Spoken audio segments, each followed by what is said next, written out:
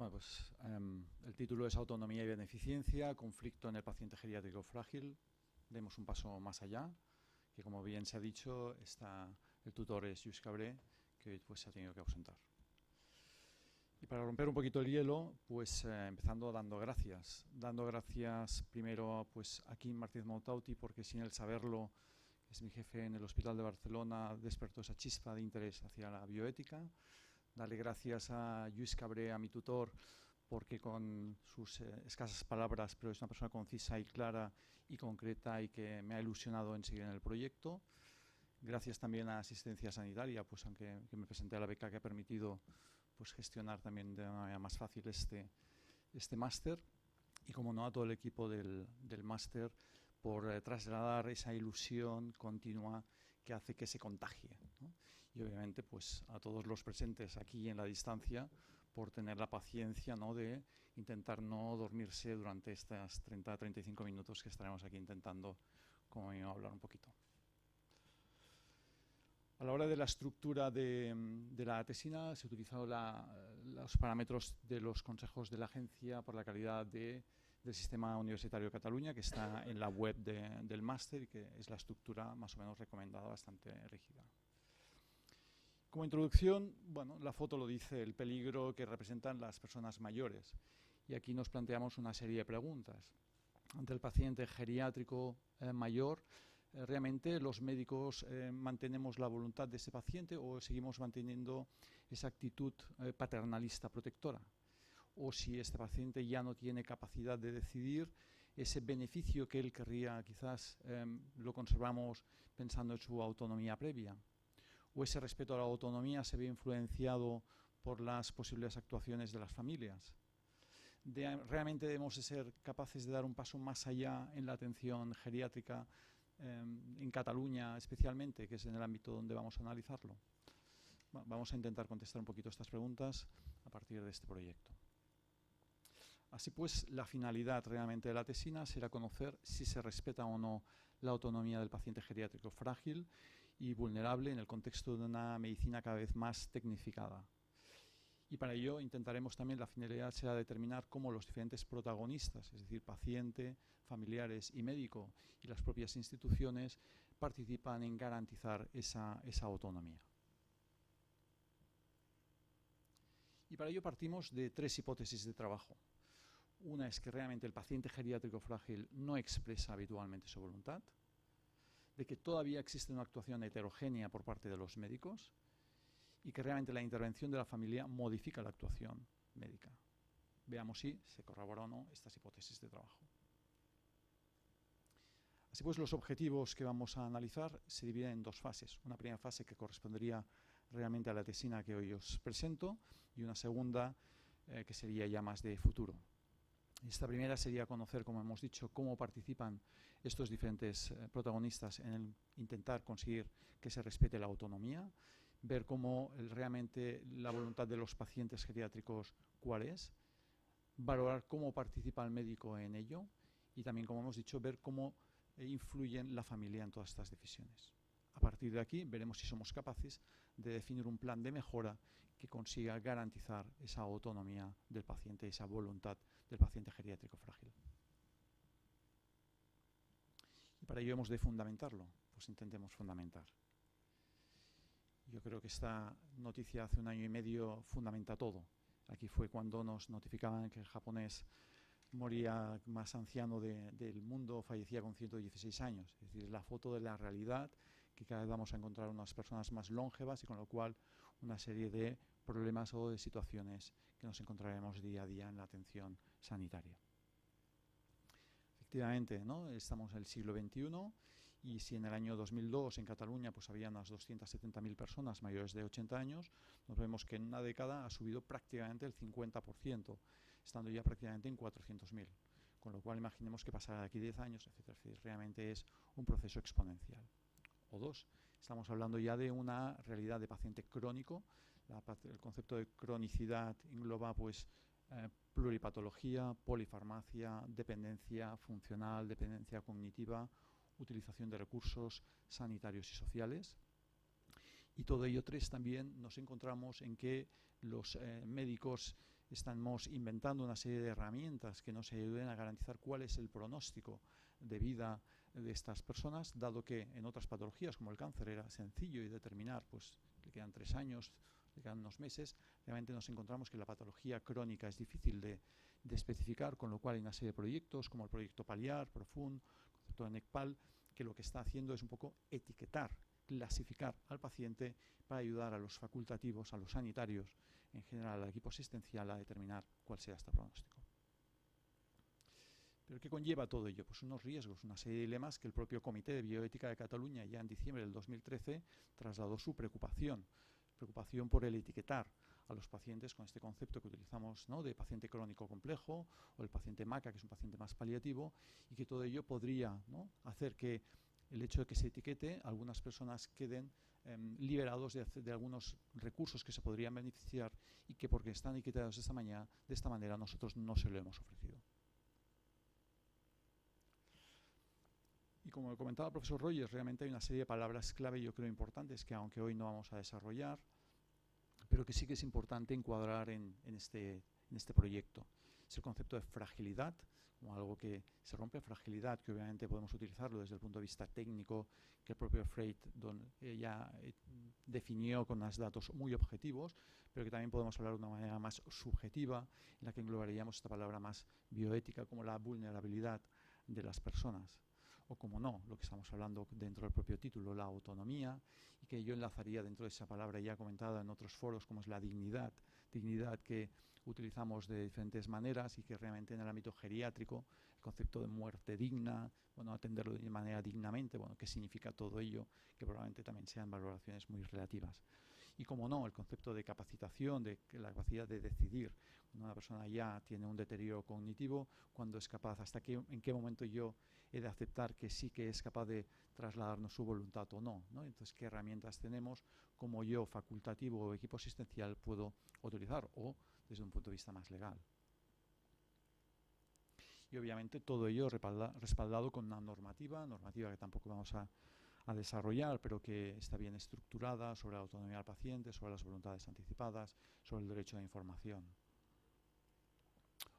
O, obviamente, nuestro propio código deontológico. El código deontológico del Código Oficial de Barcelona establece una serie de artículos, el artículo 68, el concepto de dignidad hasta el momento de la muerte, el de respetar las voluntades anticipadas si lo vieran, pero a mí me gusta sobre todo el mensaje final del artículo 70, en la que hay que recordar que el médico, su tarea no es solo acortar ni alargar la vida, sino que también es promover esa máxima calidad posible, este concepto de que el médico hemos de tener esta visión más global del paciente. Y todo ello, esta fundamentación y esta presentación, entra dentro de un trabajo que está basado en una metodología bien simple, que es el ordenador Apple, en la que consiste en hacer una revisión de la literatura que he intentado que básicamente fuera una literatura más reciente, entendamos de la última década, a ser posible, buscando sobre todo artículos del ámbito más nacional, más próximos hacia nosotros, y en la que también hubieran pues un concepto de cuestionario, es decir, de preguntas dirigidas a los diferentes protagonistas que hemos comentado, para que fuera pues realmente la información que nos traslada. Todo ello que hemos obtenido de resultados, pues a través de prácticamente unas 100 citas bibliográficas. Eso intentaré resumir, aunque ya veis hay muchas diapositivas, pero que son de paso rápido, un poquito la foto de los principales artículos que yo creo que nos pueden hacer un poquito de la foto para luego ayudar y llevarnos a casa estos conceptos.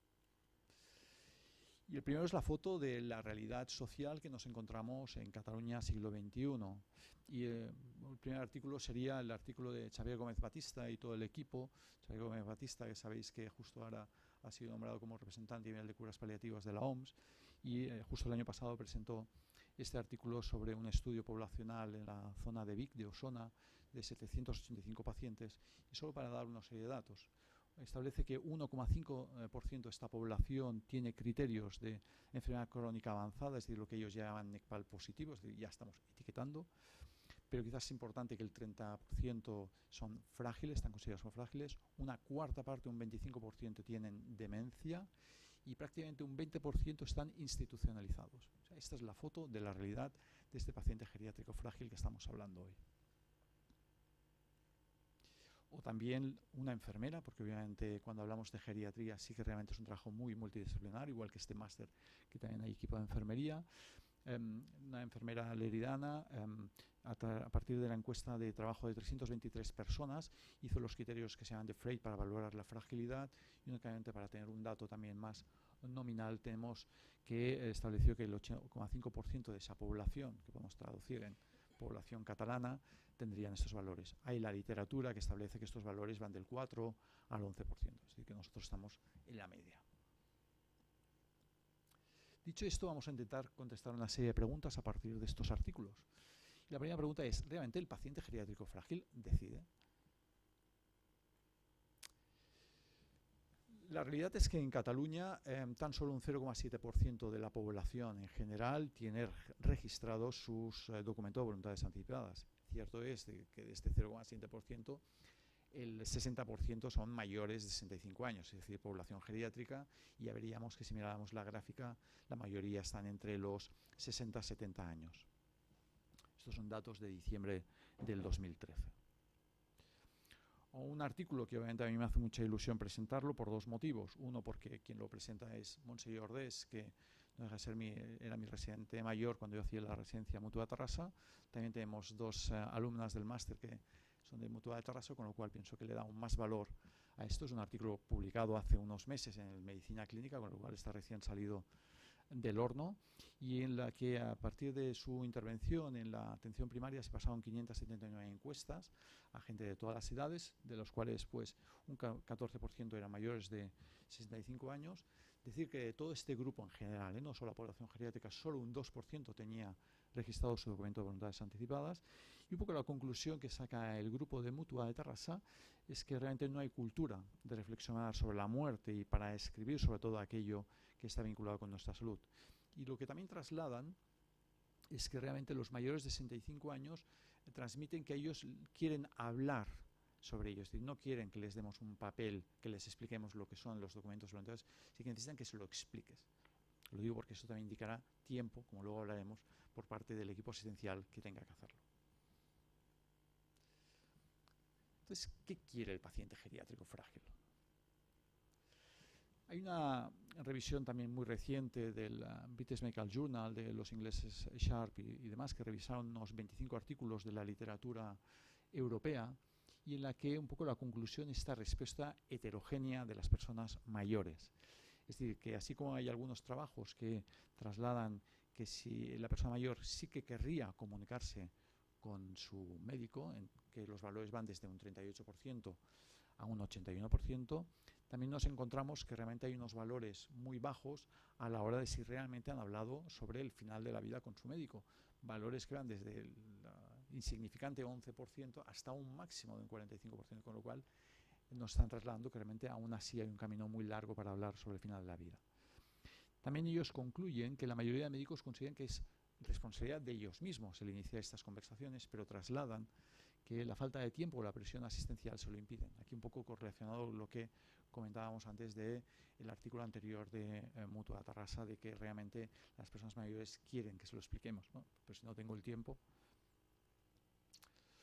O luego hay los norteamericanos Freight, ¿no? Y colaboradores que ya en el 2002, lo que arriba veis que pone el año del artículo en rojito, para facilitarlo y no explicar continuamente dónde está y hacer un poco más agradable la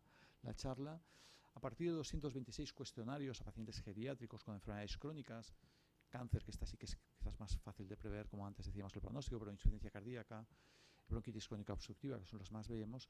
que el 98,7% quería recibir tratamiento, excepto dos datos importantes: en el momento que había una repercusión funcional severa,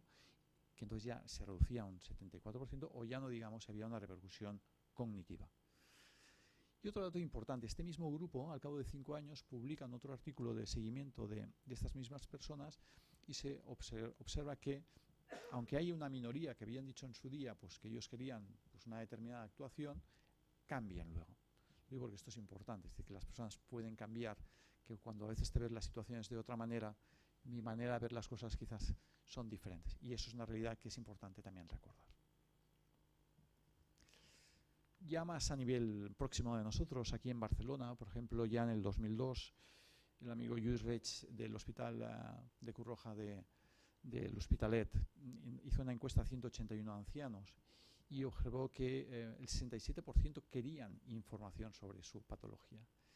Luego también preguntado sobre si querrían que se les hiciera una reanimación cardiopulmonar en el caso de que empeoraran, se ve que realmente un 80% decían que sí.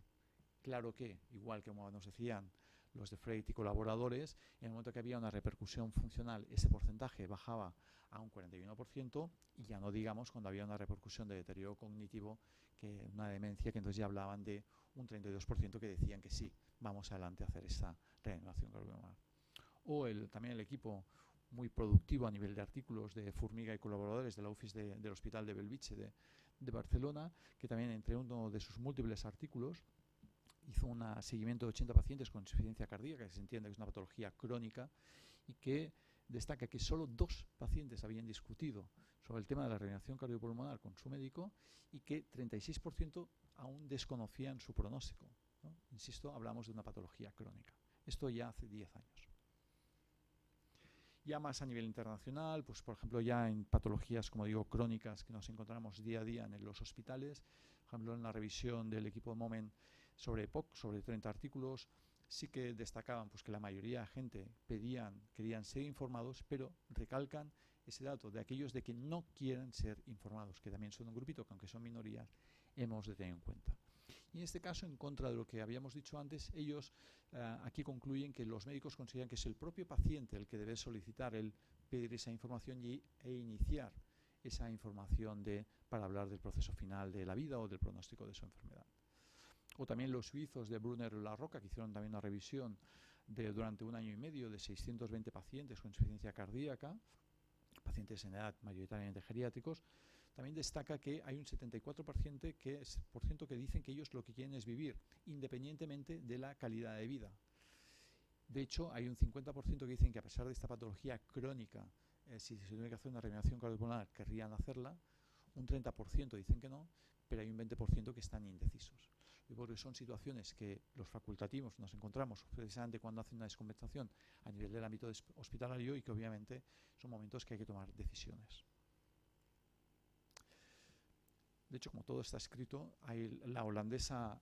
Pam Kaspers también presentó su tesis doctoral pensando en el final de la vida en el paciente geriátrico. Ella lo pensó en los últimos 3 meses de vida y también hizo una encuesta a 350 personas en esta edad geriátrica y también concluyó que sorprende que las personas, médicos y familiares en general, no conocían la voluntad de estas personas. Voluntad que pues nos encontramos que hay un 70% de este grupito que no querían respiración artificial, un 74% que no querían nutrición artificial, aunque sí que prácticamente el 60% consideraban que, bueno, que me den un antibiótico, pues sí que estoy de acuerdo. Todo ello de hace 1 añito. Y estamos hablando de un paciente geriátrico y hoy en día, que también aquí dentro de los alumnos presenciales o a la distancia son intensivistas, realmente ya hoy en día más del 15% de los ingresos que se hacen en las unidades de cuidados intensivos son personas con más de 80 años. Y de hecho, ya también hace unos años, Lorenzo Sofías, alumno también del máster, presentó, y también con el tutor Luis Cabré, presentó la tesina de este máster relacionado sobre la calidad de vida en pacientes que habían sido intubados en la UCI eran mayores de 70 años. Yo no voy a analizar esta tesina, únicamente destacar que a estos pacientes se les planteó de hacer el documento de voluntades anticipadas y, si no recuerdo mal, ninguno aceptó hacerse ese documento de voluntades anticipadas cuando estaban precisamente en una unidad de cuidados intensivos. Pero luego también hay un artículo que igual Ferran Massanés también participó, lo desconozco, pero que es del equipo del Hospital Clínico de López Soto, que son su equipo, y que ya también en el 2009 presentó un trabajo de seguimiento de 230 pacientes que en edad geriátrica habían estado previamente en la UCI, lo siguió durante 18 meses, y también concluyen que para conocer un poquito el pronóstico de vida, pues la autonomía funcional o la calidad de vida previa, pues son elementos muy importantes para determinar esa supervivencia. Y un elemento muy importante cuando hablamos de geriatría es hablar de ingresos en centros residenciales o centros geriátricos, ¿no? De hecho, en Cataluña hay prácticamente 60.000 plazas. Esto es un dato importante porque cuando hablamos de esas situaciones ya estamos hablando de un paciente muy vulnerable, personas probablemente pluripatológicas, con demencia, con dependencia funcional y que de hecho seguramente quien está decidiendo el ingreso en ese centro no sea él mismo, sino que ya sea su propia familia. Aquí destacar que obviamente hay numerosa bibliografía, pero sí que en esta bibliografía, cuando hablamos ya de centros residenciales o sociosanitarios, participa mucho la enfermería geriátrica, como he dicho antes, y también se habla bastante del concepto de dignidad, qué entienden ellos por ello, y que son sobre todo trabajos más a base de entrevistas, más cualitativos que no cuantitativos. Entonces, ¿qué pasa si encima, como decimos, tiene deterioro cognitivo? Aquí también presentar un trabajo que se presentó de un equipo de Calella, de la costa, de aquí catalanes, y que lo presentaron también, fue uno de los que ganaron la beca Grifols hace unos 3 años, y que también hicieron entrevistas a diferentes personas que iban a los ambulatorios con edad geriátrica, de hecho 29 pacientes, y a sus familiares junto también con los médicos. Y aquí destacar que ante un diagnóstico de demencia nos encontramos que el 63% de los profesionales no informaba al paciente, pero en cambio el 92% sí que informaba a la familia. Aquí ya entramos en uno de esos dilemas.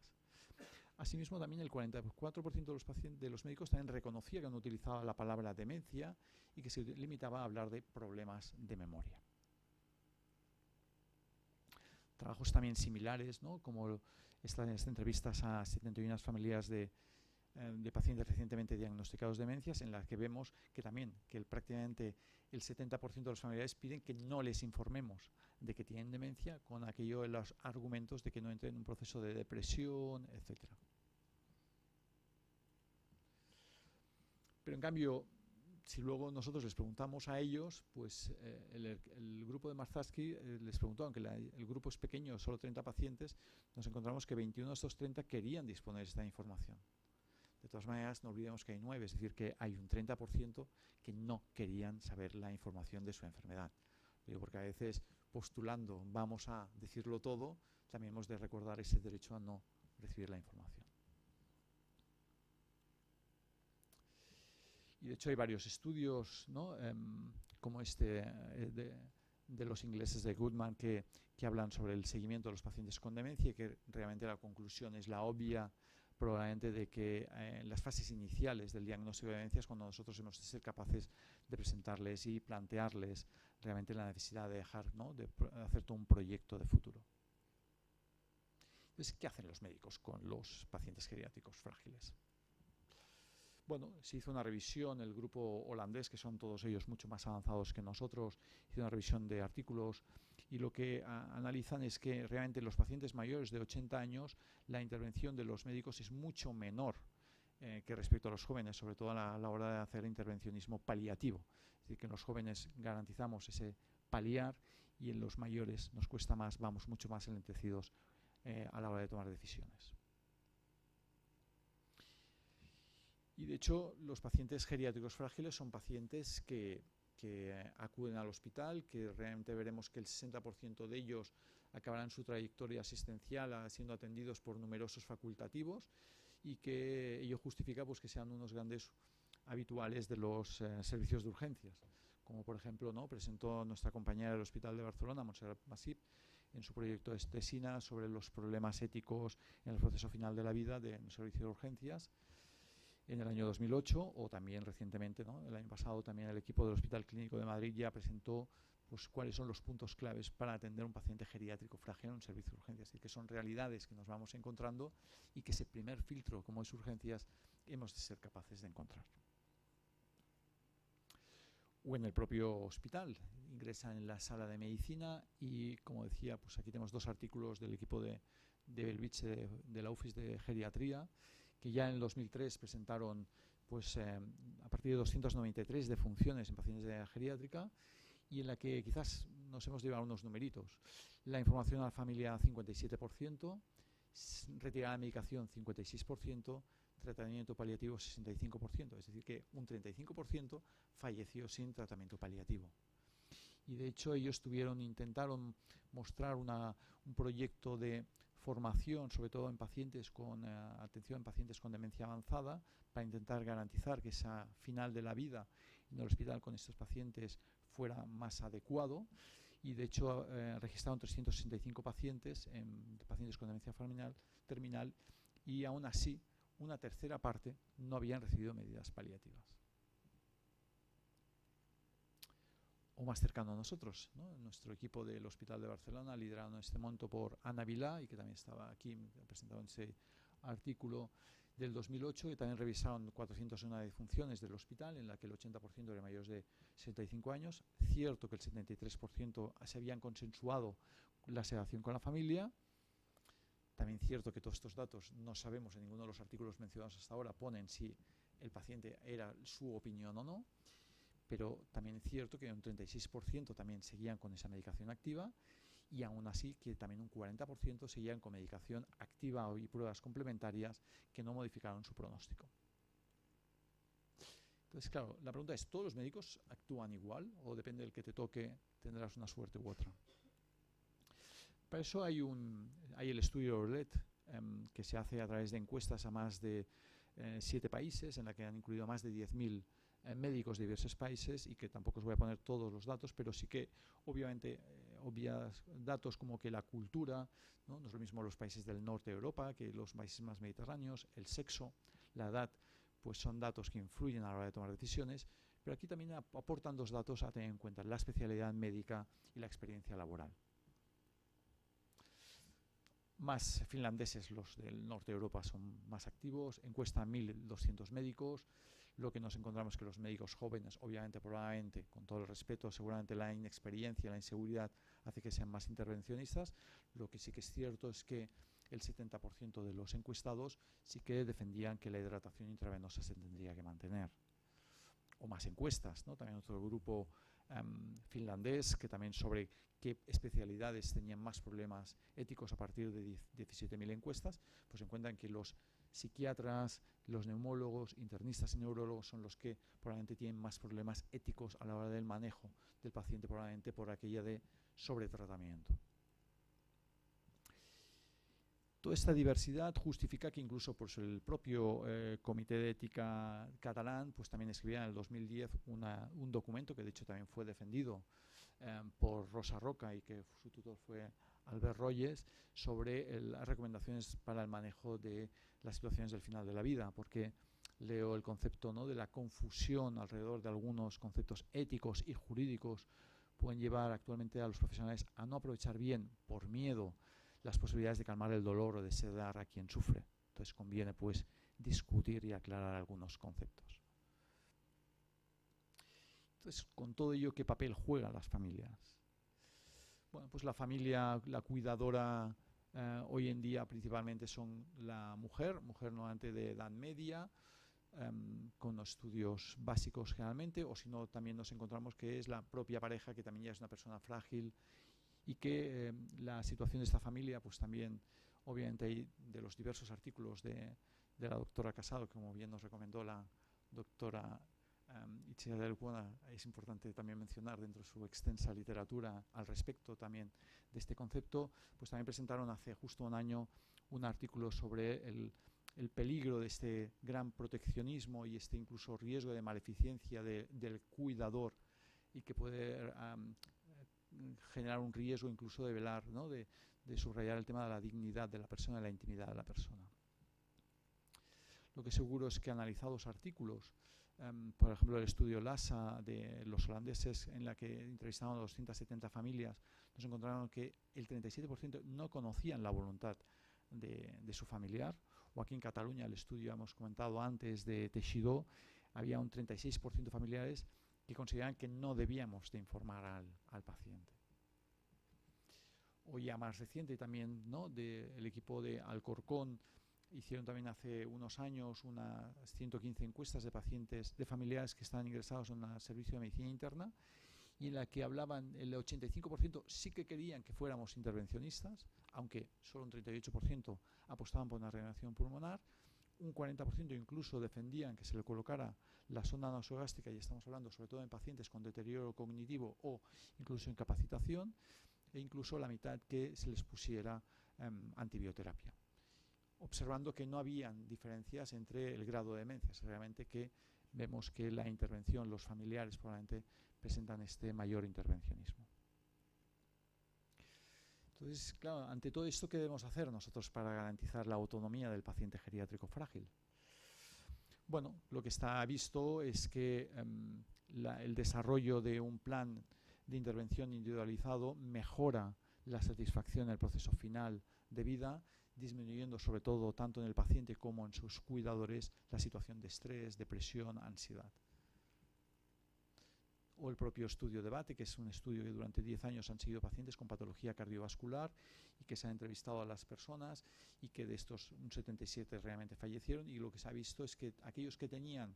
un documento de voluntades anticipadas o como mínimo desarrollado un plan de intervención individual, pues era el índice de personas que habían fallecido en domicilio o que como mínimo habían tenido un proceso final de la vida más corto, se encontraba precisamente en este grupo de pacientes. Todos ellos son artículos, como veis, muy recientes. Llegamos a las conclusiones. Conclusiones en relación a los pacientes. Realmente, y aquí permitirme que sí que las lea, sea un poco más estricto en el contenido, el paciente geriátrico frágil es una realidad social en incremento progresivo, con un manejo sociosanitario complejo que obliga a plantearnos unos dilemas éticos, que un bajo número de catalanes en edad geriátrica ha redactado un documento de voluntades anticipadas como máxima garantía de respetar sus decisiones, que la comunicación médico-paciente es insuficiente y un bajo porcentaje de enfermos geriátricos han compartido información con su médico en relación al proceso evolutivo de su enfermedad, de que una mayoría de personas mayores quieren recibir información desde el inicio de su enfermedad, pero que también debemos de respetar el derecho a no recibir información de la minoría, de que la incerteza del pronóstico vital de paciente geriátrico frágil, incluso con patología crónica avanzada, justifica una actitud más intervencionista ante los procesos intercurrentes, que puede incluir el ingreso a unidades de cuidados intensivos, defendido por los propios pacientes, aquellos obviamente que no presentan deterioro cognitivo. Y que el ingreso en un centro sociosanitario o residencial ejemplifica la vulnerabilidad del paciente geriátrico frágil,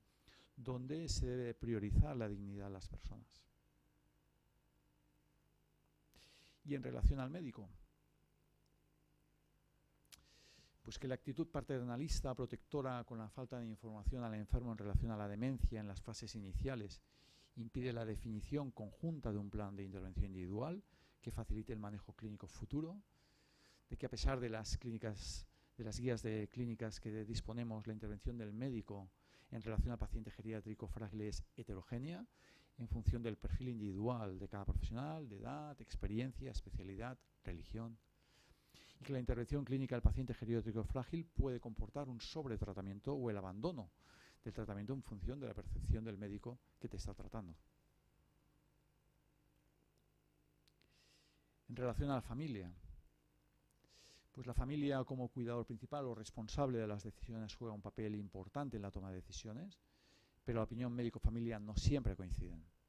Y la incerteza de este pronóstico vital del paciente geriátrico frágil justifica las dudas y dificultades de los familiares para tomar decisiones en relación a la actitud en esta relación. Entonces, en relación a todos, pues la comunicación médico-paciente es el elemento clave para garantizar el derecho a decidir o no en relación al proceso de su enfermedad, que la definición de un plan de intervención individual consensuado entre el paciente, incluso la familia y el médico, facilita la atención del paciente geriátrico frágil, y que hay que dar un paso más allá y superar la beneficencia paternalista de la clase médica y la familia y facilitar la participación del paciente. Ante todo ello, no hemos acabado. Hay unas sugerencias y unas propuestas. Que es mi proyecto de tesis doctoral, que será esta segunda fase, que es un diseño, pretende ser un estudio descriptivo a través de encuestas estructuradas enviadas por email, en la que la población de estudio serán los médicos del cuadro médico de asistencia sanitaria, que en diciembre pues serán prácticamente 4.000 facultativos, y que se basará pues básicamente en preguntas recogidas de estos artículos que hemos comentado, en datos demográficas, visión del médico sobre preguntas de lo que hemos comentado aquí, y luego una serie de casos prácticos en la que estableces, bueno, pues si tú ante esta situación harías transfusión, pondrías suero, etcétera, etcétera. Y he empezado dando las gracias y acabo dando las gracias en este caso a mis 3 hijos, porque ¿no? en este rato, mientras yo estaba haciendo mi reflexión bioética, pues también, como no, aún más dar las gracias a Meritxell, mi mujer, que ya tenía que reflexionar, por decirlo de alguna manera, con estos tres magníficos sujetos, dos de los cuales en fase adolescente, con lo cual casi es ella la que necesita el máster de manejo. Gracias a vosotros.